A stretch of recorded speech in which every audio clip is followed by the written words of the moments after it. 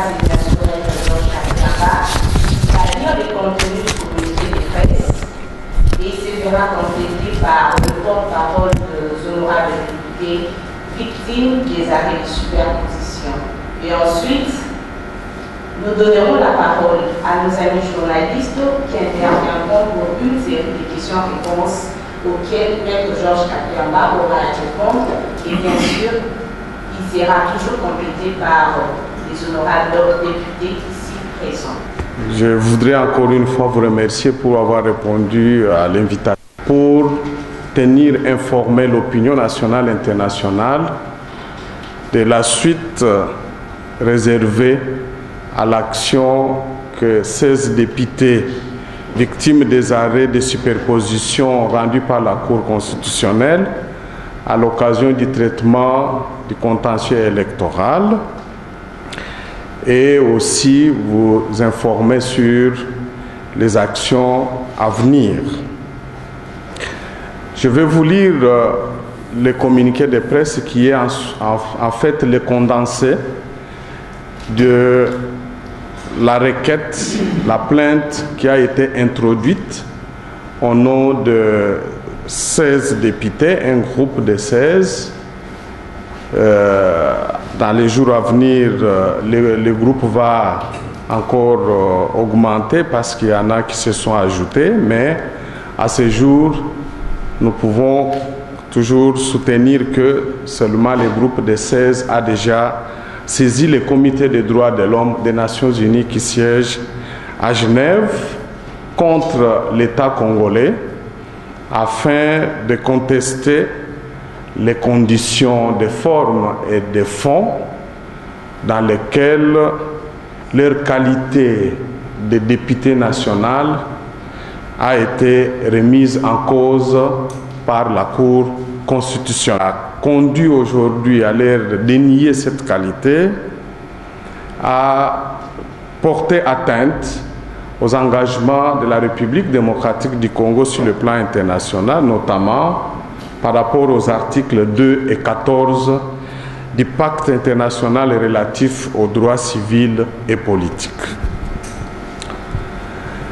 Pour revenir aux faits, il vous souviendra que le 30 décembre 2018, la Commission nationale indépendante, CENI en sigle, a organisé des élections présidentielles, législatives nationales et provinciales.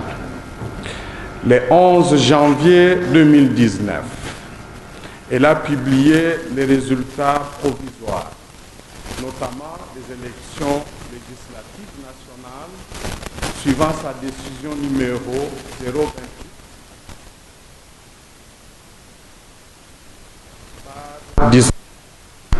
a été proclamé comme élu.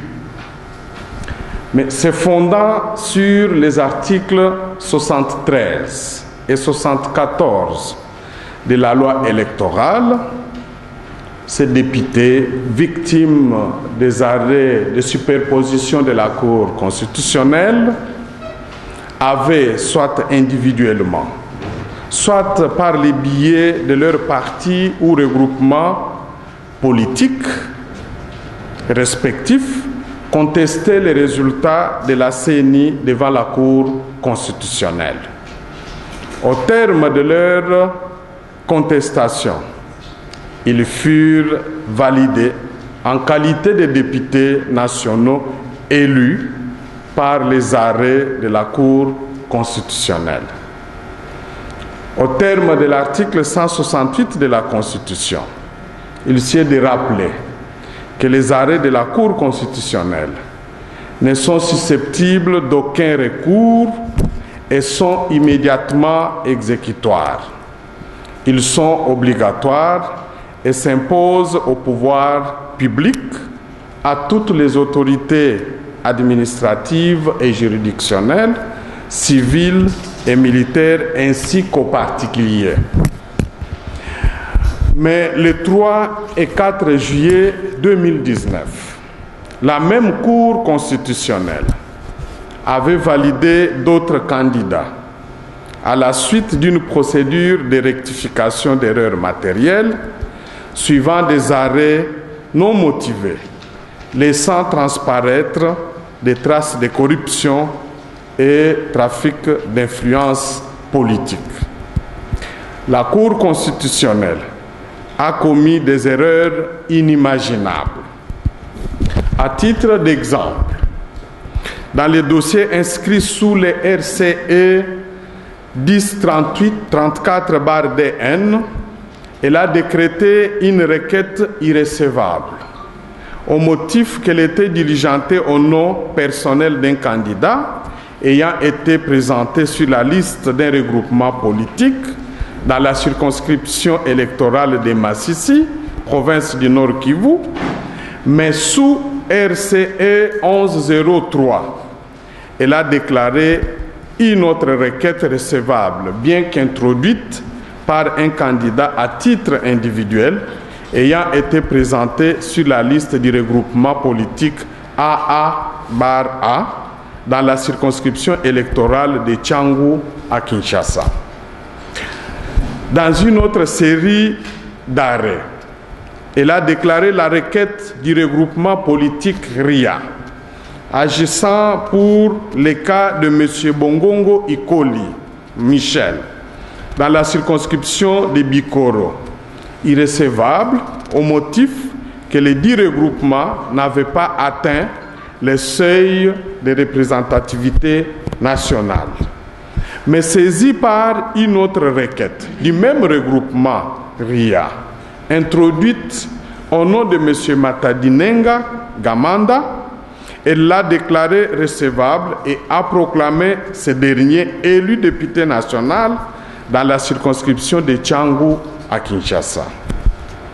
Le cas le plus scandaleux est celui de Mme Maloba Banze Josiane, qui, alors proclamée élue par la Cour constitutionnelle, suivant son arrêt RCE 979/DN du 14 juin 2019, est reconfirmé par la suite par celui rendu sous RCE 1150/DN par la Chambre spéciale en date du 3 juillet 2019, n'a pas été reprise sur l'arrêt numéro 1168/DN portant proclamation de résultats définitifs.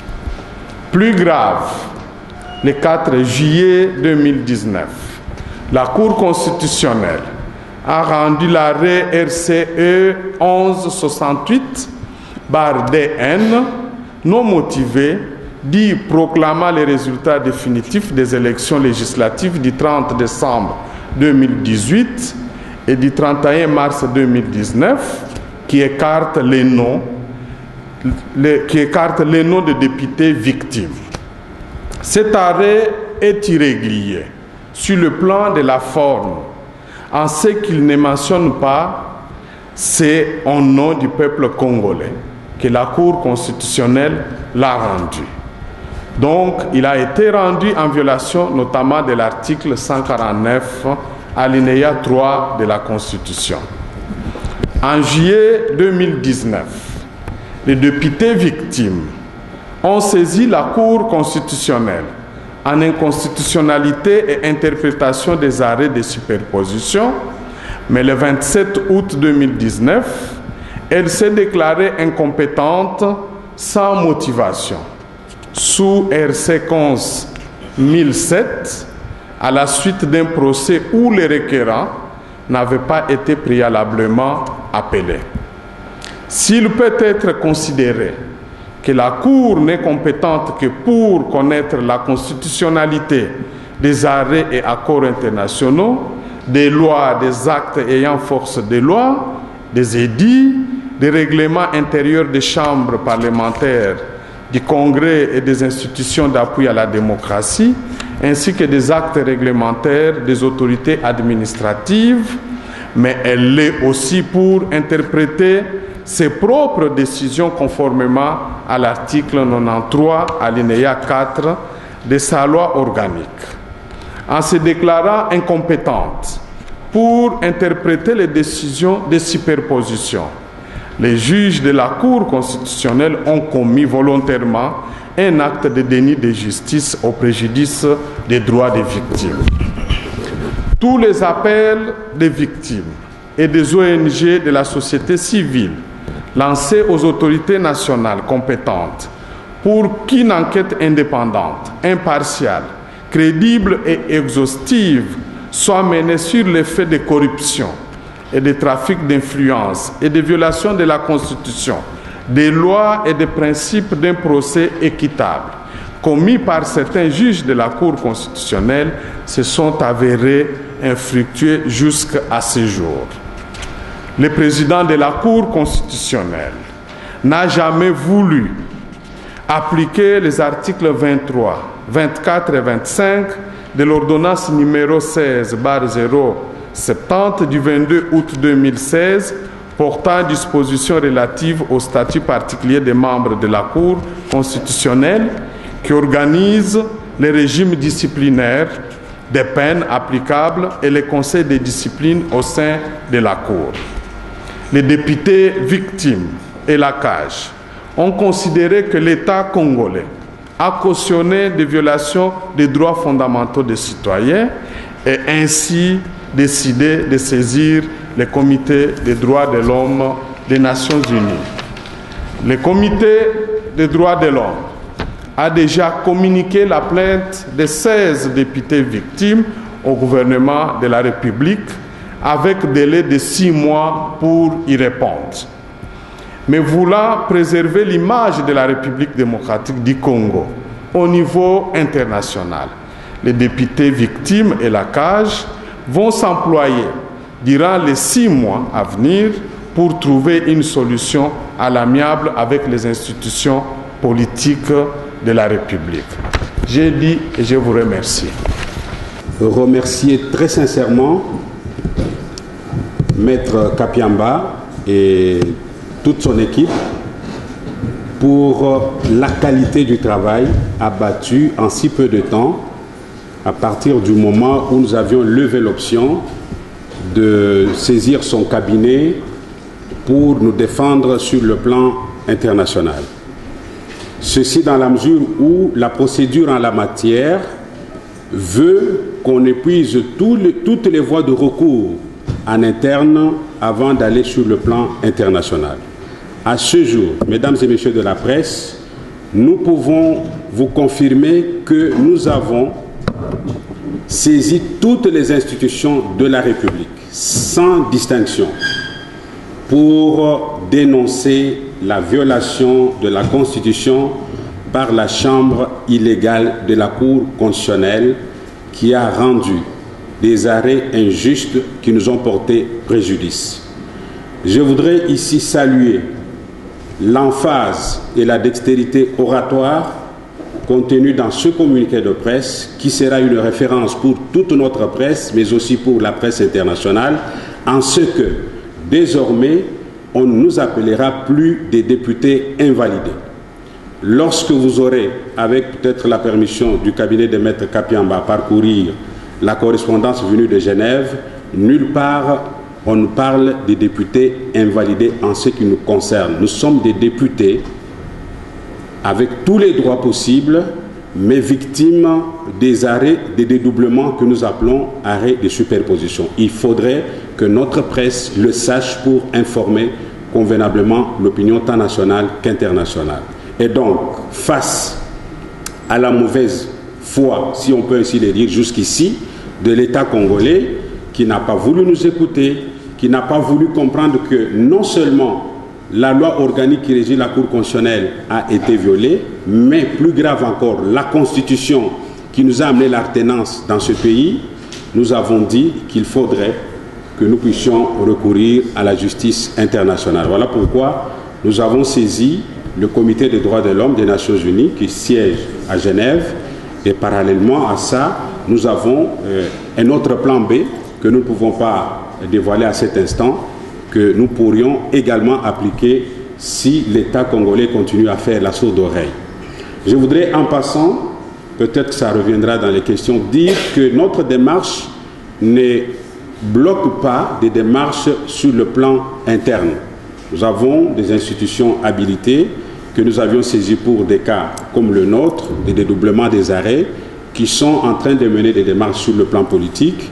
Nous accordons également la chance à ces démarches pendant le délai qui court, qui est donné à l'État congolais pour réparer les préjudices. Mais en même temps, nous avions levé l'option d'utiliser et le bâton et la carotte. Je vous remercie. Et nous sommes vraiment rassurés que la solution sera trouvée de façon que l'image de notre pays soit préservée. Merci.